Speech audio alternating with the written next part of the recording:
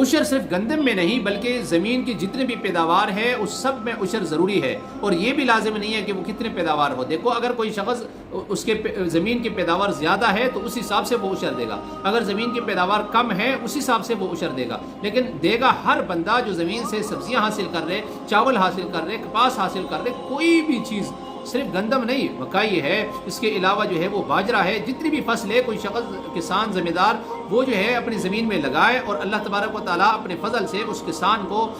جو ہے نا وہ زمین کی پیداوار عطا فرمائے۔ تو اگر اس نے بارش کی زمین سے وہ پیداوار ہے تو اس کا 10واں حصہ ہے، اور اس کے علاوہ جتنے بھی پانی ہے اس سے اگر وہ پیداوار ہے تو 20واں حصہ اس میں اب وہ زکوٰۃ، عشر وغیرہ یہ دینا ضروری ہے۔ ہم تو کہتے ہیں کہ صرف گندم میں عشر ہے، اس کے علاوہ لوگ عشر نہیں دیتے، بھائی سبزیوں میں بھی عشر ہے، اس کے علاوہ ترکاریاں ہیں اس میں عشر ہے، اس کے علاوہ کوئی شخص جو بھی چیز زمین میں لگائے اور زمین اس چیز کو اگائے تو اس میں عشر ہے، وہ دینا لازم ہے۔ لہٰذا یہ مسئلہ اکثر لوگوں کو پتہ نہیں ہے، ثواب کی نیت سے ضرور خود بھی سنیں اور دوسرے مسلمانوں تک بھی یہ پہنچائیں۔